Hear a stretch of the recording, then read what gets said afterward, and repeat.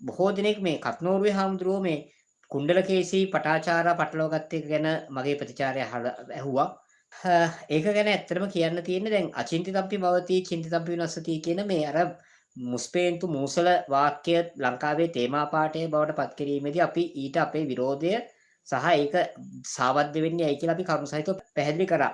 පයාගලනන්ද හාමුදුරුවෝ වගේ කුලියට කහින කීප දෙනෙක් ඒක සාධාරණීකරණය කරන්න මෝඩ උත්සාහයක් ගත්තා. ඒක දැන් මම හිතන උන්වහන්සේට සනීප ඇති කත්නෝරුවේ හාමුදුරුවෝ මේ පටාචාර කුණ්ඩලකේසි වගේ සරල කාරණයක් පවා පටල ගැනීමෙන්.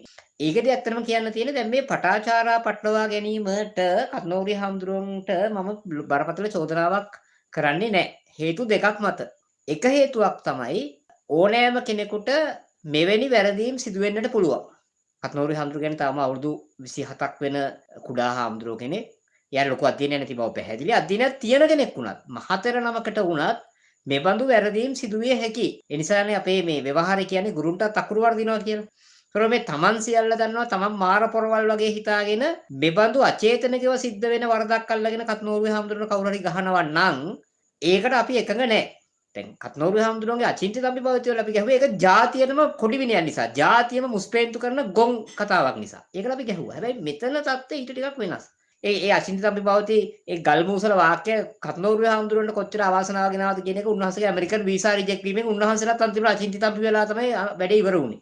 උන්වහන්සේ හිතුවා ඇමරිකාවේ වීසා උන්වහන්සේට හම්බෙයි කියලා. හැබැයි උන්වහන්සේ වෙන දේ හිතුවේ උන්වහන්සේ හිතන දේ උන්නේ වීසා හම්බෙන එකක් නැහැ කියලා ඒ වෙච්ච දේ උන්වහන්සේට හිතා ගන්න බැරි වුණා. උන්වහන්සේ කිව්ව ගල්මූසල කතාව උන්වහන්සේටම ඇත්තටම බෑක්ෆයර් වුණා. මම හිතන්නේ සබාදහමේ දෛවයේ සරදමක් වගේ. නිසා ඒක වෙනම කතාවක්. දැන් මෙතන පටාචාරගේ කතාව පටාචාර පැටළුනේ කත්නෝරුවේ හාමුදුරුවන්ට විතරද?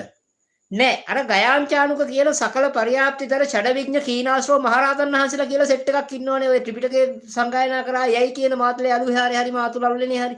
අන්න ඒ සෙට් එකට පටාචාර පැටළුණා. කිසాగෞතමී තේරගාථා බලන්න. කිසాగෞතමී තේරගාථාවල කිසాగෞතමී තේරගාථාව තියෙන්නේ මෙන්න මෙහෙමයි. කිසాగෞතමී කියනවා උබෝ පුත්තා කාලකතා පන්තේ මයිහං පතීමතෝ මාතා පිතාච බහතාච ඒකචිත කස්මින් දයිහරි. උබෝ පුත්තා කාලකතා මගේ ළමයි දෙන්න මැරුණා. පුතු දෙන්න මැරුණා.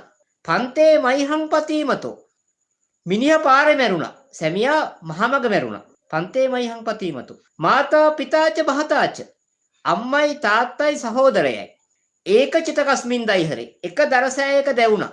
මේ මොකද්ද කියන්නේ? මේ කිසాగෞතමී කියන්නේ. ඒ කියන්නේ නොමලගේකින් අබ ගේන්න කියලා බුදුහාමුදුරුවෝ යවලා අර දරුවගේ මරණේ තේරුම් අරන් මහාන වෙච්ච කිසాగෞතමී කියනවා මගේ පුතු දෙන්න මැරුණලු. මිනිහා පාරේ නයෙක් ගහලා මැරුණලු. අම්මයි තාත්තයි සහෝදරයයි එක චිතකේ ගිනි ගත්තා. එතකොට අර මේ 500ක් විතර එකතු වෙලා වලගම්බා රජුගේ කාලේ මේ ත්‍රිපිටකයේ සංගායනා කරපු තෙරවරුන් කිසాగෞතමී පටාචාරය පටලගෙන මේ ඡඩවිඥ කීනාශ්‍රව මේ මොකද සකල පරියාප්තිතර මහරහතන් වහන්සේලා කියන සෙට් එකත් කිසాగෞතමී පටාචාර රවට්ට මේ වරද්දගෙනනේ. ඒතර ඒ රහතන් වහන්සේලාට නෝන්ඩි කරනවද අපි කත්නෝරුවේ හාමුදුරන්ට වගේ. කත්නෝරුවේ හාමුදුරුවෝ විතර දේ නෝන්ඩිය කන්න ඕනේ. ඒ කියන්නේ මුළු තේරවාදී සම්ප්‍රදායයටම පටාචාර පැටලිලා තියෙනවා. ඒ කියන්නේ රහතන් වහන්සේලා කියන සෙට් එක පටාචාරය කිසాగෞතමී පටලවගෙන තියෙනවා. මේ කිසිම දෙයක් නැති කත්නෝරුවේ සිරිධම්ම කියන මේ අහිංසක ලදරු පොඩි හාමුදුරුවෝ මොන්ටිසෝරි යවන්න ඕන මුල් ළමා විද්‍යාපනය දෙන්න ඕන පොඩි හාමුදුරුවෝ මේ කවුද කුණ්ඩලකේසී පටාචාරය පටලගෙන තියෙනවා. ඉතින් අර රහතන් වහන්සේලාගේ මෙයාගේ වෙනසක් නැහැ. ඕන් තේරවාදී රහතන් වහන්සේලාගේ தත්ත්වය. ඉතින් රහතන් වහන්සේලා කියලා ඉතින් ඉන්න තේරවාදී මේ ත්‍රිපිටකයේ සංගායනා කරපු සෙට් එකක් කත්නෝරුවේ හාමුදුරුවෝ වගේම ලදරුවෝ ටිකක් තමයි බබාලා ටිකක් තමයි ගිරව් ටිකක් තමයි.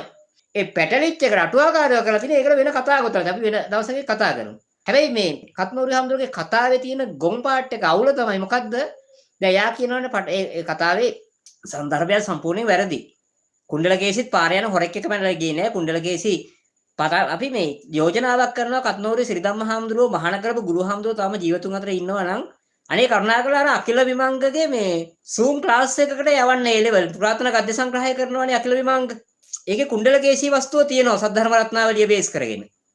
ඒක හරිය නැත්නම් පුරාතන ගද්‍ය සංග්‍රහයක් ගෙනත් දීලා කියවන්න කියන්නේ මේ රටවටේ බණ කියන එක නවත්තලා මේ නිකන් පොපියුලර් වෙන්න නිකන් මේ ගොන් කතා කියන්නේ ආතල් දෙන එක නවත්තලා පුරාතන ගද්‍ය සංග්‍රහයවත් කියවන්න කියන සද්ධර්ම රත්නාවලිය කියවන්න වෙලාවක් නැත්තම්. ඒතර ඕක හරියනවා. ඒක තමයි සරල. හැබැයි දැන් මෙතන පටාචාරා දැන් පැනලා මේ කියන්නේ මේ පටාචාරා දඩබ්බර වුණා. Tamanට තනියම ජීවිතයක් ගොඩනගා ගන්න හිතුවා. මේ දෙමව්පියෝ දාලා ගියා. ඒකෙන් පටාචාරාට කෙලුණා කියලානේ මේ කියන්න හදන්නේ. හැබැයි වැරදිලා හරි පටාචාරා අර ගෙදර වැඩ කරපු මිනිහත් එක්ක පැනලා යන්නේ නැතුව හිටියානම් දැන් මේ පැනලා ගිය එකකින් අතර මොකක්ද උනේ? පැනලා ගිය එකකින් නෙවෙයි පටාචාරට කෙලවුනේ. පටාචාර මේ අම්මයි තාත්තයි බලන්න මගුලක් කරන්න අම්මගේ තාත්තයි ගෙදර කියලා මව්පිය උපස්ථානෙ රෙද්දක් කරන්න ගිහිල්ලානේ පටාචාරට කෙලවුනේ.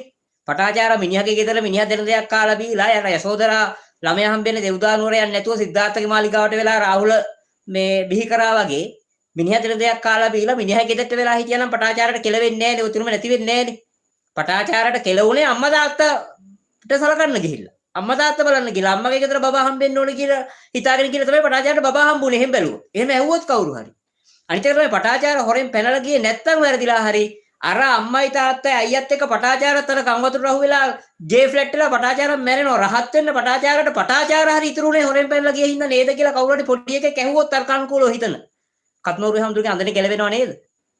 නිසා ගොන් කතා කියන්න කලින් පොඩ්ඩක් හිතලා බලන්න. මං කියන්නේ මේ ඒ නිසා තමයි අපේ තේරවාදී සම්ප්‍රදායේ තිබුණේ හාමුදුරුවෝ කෙනෙක් උපසම්පදාලා අවුරුදු 10ක් යනකම් ගුරුවරයා ඇසුරේ ඉන්න ඕනේ කියලා ගිරව් වගේ තැන තැන බණ කියන්නේ යන්නේ නැතුව. ඔය මාතර විජේසිංහට උනේත් ඒක. අර සියසේ මයික් අල්ලලා ගිහිල්ලා පොර අලුතෙන් ට්‍රෙන්ඩ් එකක් හදාගෙන මහනුණා දැන් හොයාගන්නත් නැහැනේ. නිසා කත්නෝරුවේ හාමුදුරුවන්ට මේ හැදිච්ච ජනප්‍රියත්වය එයා හොඳ මීඩියා ටීම් එකක් පාවිච්චි කරලා හරි ටිකක් හදාරනවා නම් අපි ඒ කියන්නේ වෙනම කතා කරනවා මේක තව කාලයක් මේන්ටේන් කරගන්න පුළුවන්. හැබැයි ඉතින් කියන්න ඕන අවසානයේ වශයෙන් කියන්න ඕනේ කත්නෝරුවේ හාමුදුරන්ට විතරක් මේ පටාචාරය මේ පැටලිලා තියෙන්නේ ත්‍රිපිටකයේ ලියපු බාණකවරුන්ටත් පටාචාර පැටලිලා තියෙනවා. ඉතින් ඕක තමයි තේරවාදී සම්ප්‍රදායේ ගොබ්බත්වයේ පිළිබඳව සමස්ත චිත්‍රය. ඒක නැවත වතාවක් පෙන්නපු එක විතරයි මේ කත්නෝරුවේ හාමුදුර කරේ. එච්චරයි. මම හිතන්නේ ඒ කතාවට ඇති.